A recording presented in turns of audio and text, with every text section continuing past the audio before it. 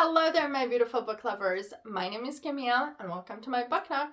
So today we are going to look at some of my favorite fantasy books from around the world. And without further ado, let's get into them, shall we?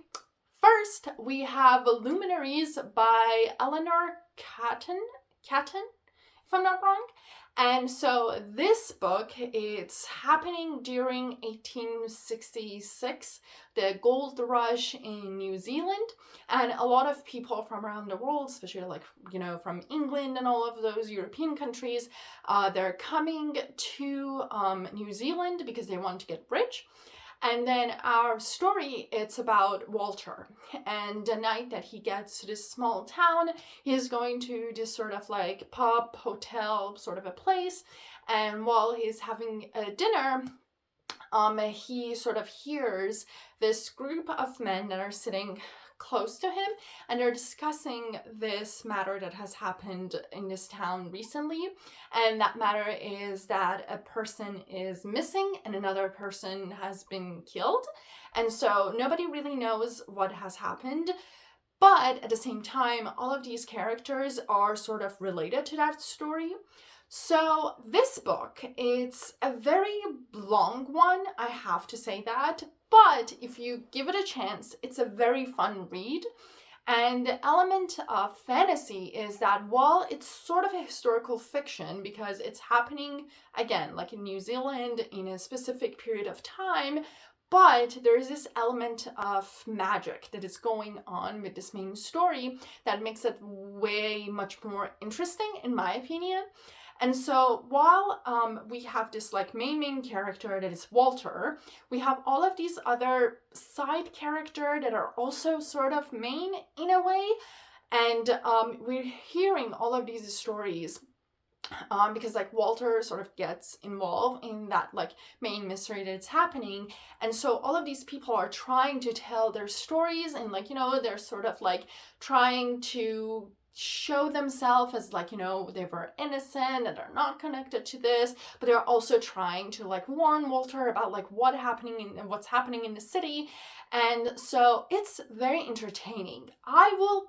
So if you want to read this book, you should give yourself some time, because even though I was very invested in the story, it still took me a whole long time to finish it, but it was so entertaining that kept me going, and still it never reached a point that I was like, I just cannot do it. I wanted it to really know what had happened, and especially because all of these people, when they're telling their stories, and again, because since nobody wants to come off as the guilty party, they're telling their stories little by little, and one day Walter is passing by and he hears something, another day he sees something different, and so you don't get the story from one person fully in one setting. You're getting all of these little trinkles of story, and then you have to put them together, and there's always that one little element that it's missing, that you're but what happened there. And so that's what makes it very interesting and wants to read and continue reading.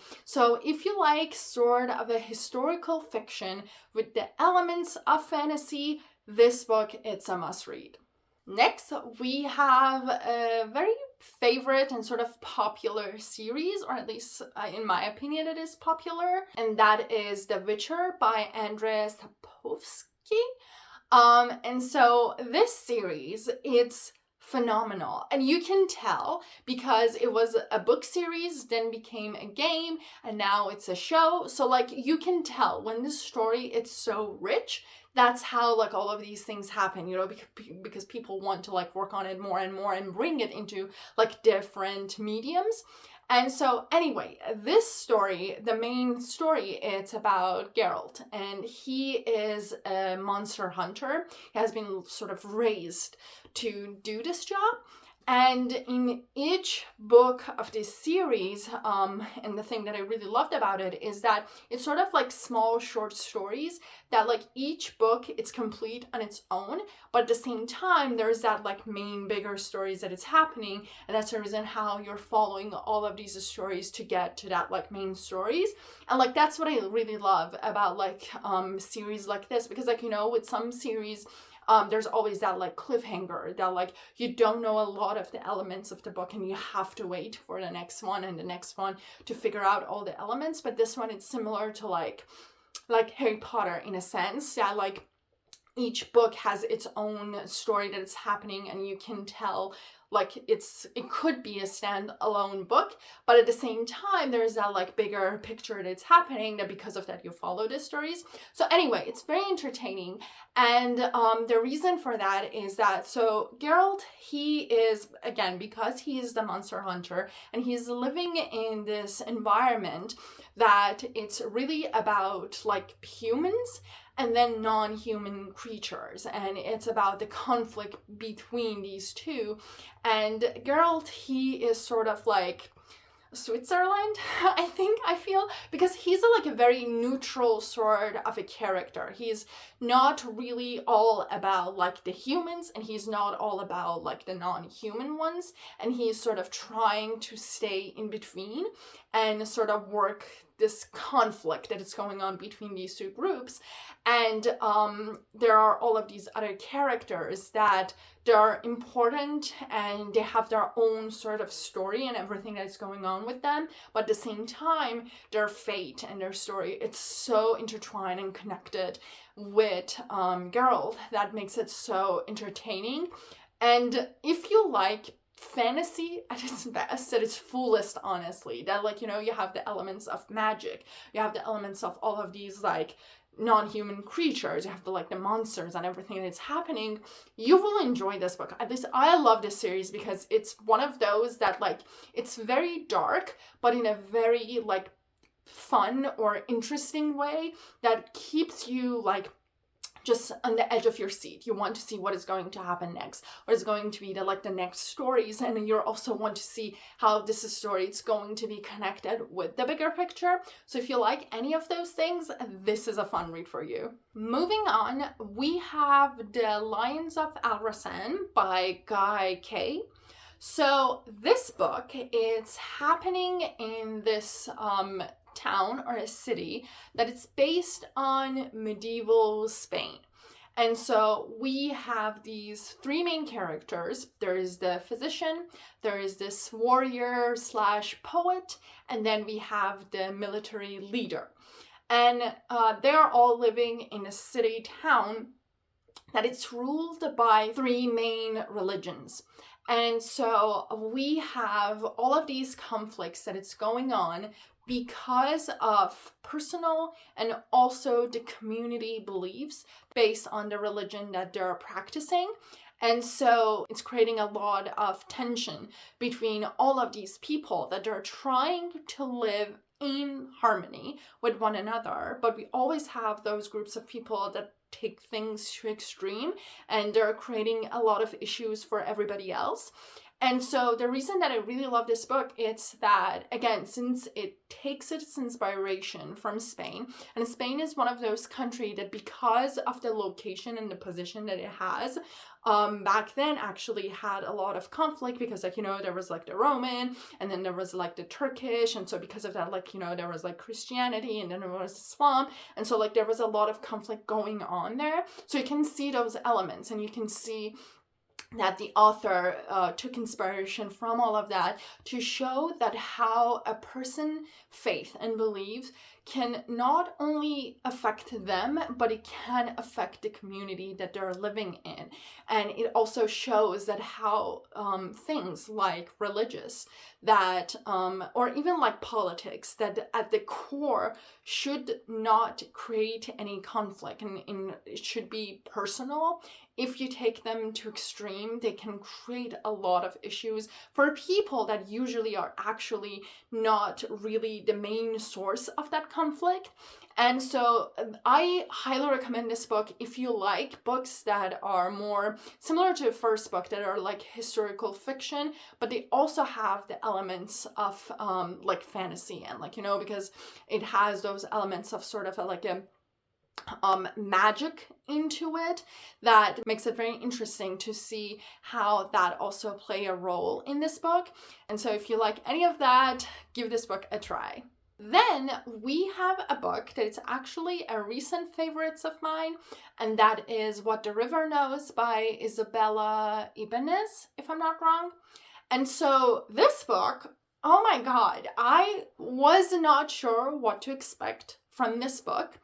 And then I was so surprised in such a good way, obviously, that it's just that good. So the story, it's about Inez, and she's a 19-year-old girl. She's living in Argentina, and she's coming from a very sort of a rich, higher class sort of a family. And then one day she gets this news that her parents has passed away. And she's not exactly sure what happens and what is the reason behind it. So she goes to Egypt, and there she has her uncle that now is her guardian.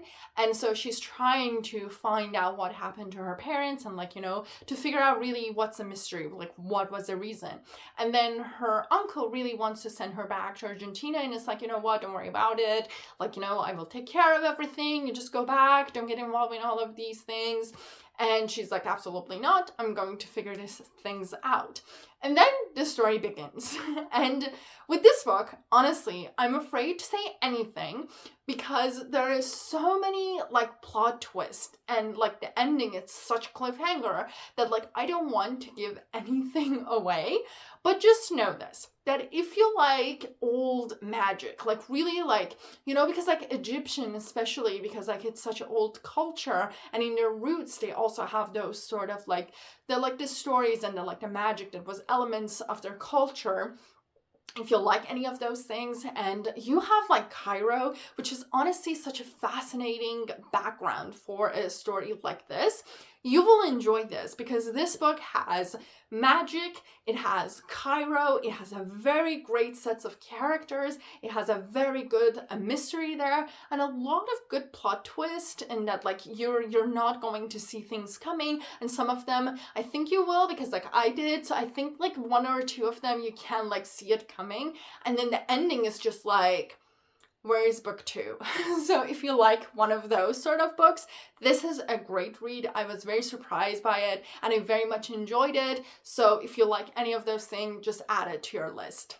And last but not least, I'm going to recommend a book that it's so old that God only knows how old it is. And that book is 1001 Night. Which, this book, it's one of my all-time favorite, because it's a book that truly is about different cultures. So this book, it started it as sort of stories that a lot of people from different cultures, from Arabic countries, from Iran, Turkey, they were it was folklore that was happening there. And then there was this person that came along, and he sort of put all of these stories together in a main story that he created. And we have 1001 Night. And because of that, it's just phenomenal. So the main story, it's about this king, Shahryar, and he figures out that his wife has been unfaithful to him. So now he just hates women, and he's I'm going to marry a virgin every night and then kill her by the morning. Just because.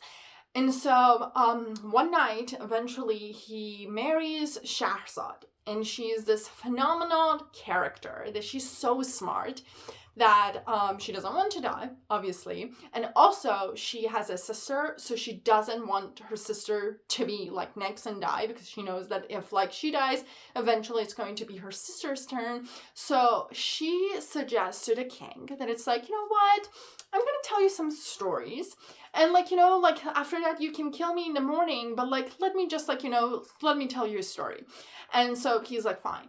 And she started to tell these stories, and because of smart, she sort of ends stories each night, and the king is just so what next? What happened next? And she's well, if you want to hear more, wait till tomorrow.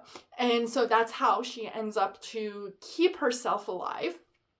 And while she's telling all of these stories, these are stories that have the elements of like magic, you know, the fantasy. They have that like element of folklore, and they are all stories that you learn a lot of morale from them, really. And that's like the whole purpose that Shahrazad, well, not the whole purpose, but one of the like the main purpose that Shahrazad is telling the like Shahryar these stories, is because like these stories is about all of these different characters, you know, like we have like this group of women, like, you know, they're like very smart, but they also are trying, like they are shown in a sense that Shahrazad is trying to prove that like not all women are like the worst and deserve to die.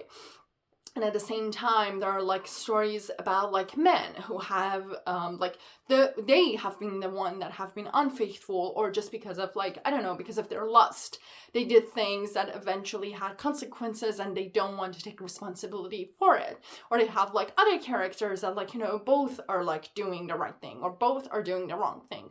So she's using all of these stories to sort of not only keep herself alive and save other women to like, you know, not have this faith, but also to change Shahryar's mind and sort of like that belief that like because he has been betrayed, to feel that like, you know, now everybody is the worst. And so this book, it's phenomenal. Honestly, at the same time that Shahryar is being entertained, you're being entertained. Like you're like, I felt that like I'm listening to Shahrazad telling these stories to me too. And the thing is that like I actually first read this book in Farsi way back. I was like much younger, and eventually I actually bought the like the Random Penguin House edition of it, and that one is translated by Malcolm and Ursula. I don't remember their name, but I will put it somewhere here. And so it was a very well done sort of a translation, because that's the thing, it like with books, because the main book was in Arabic. And so when books become translated, there are sometimes that they are being done very well, and sometimes they're a little bit not good, simply because like, you know, nothing will ever beat the main language itself, obviously, because like, you know, the author picks words and phrases and sentences and paragraph in a very specific way to tell their stories, and by the time that you translate that, it's in every single language, and doesn't matter who is the translator, as good as they are, there's always that like little change, you know, that you will not get the exact same sense. But it's still, that does not mean that you should not read books that has been translated. And so I found this translation very well done. I'm pretty sure there are some others that I have heard that they're very good too. So if you ever come across any translation, honestly, give it a try, see if you would like it. If you didn't, give a try to a different translation, and hopefully you will like that one better. And so, by that being said, this was the list. I hope you enjoyed it. Let me know what are some of the fantasy books that you will recommend to others to read if they ever ask you for a recommendation.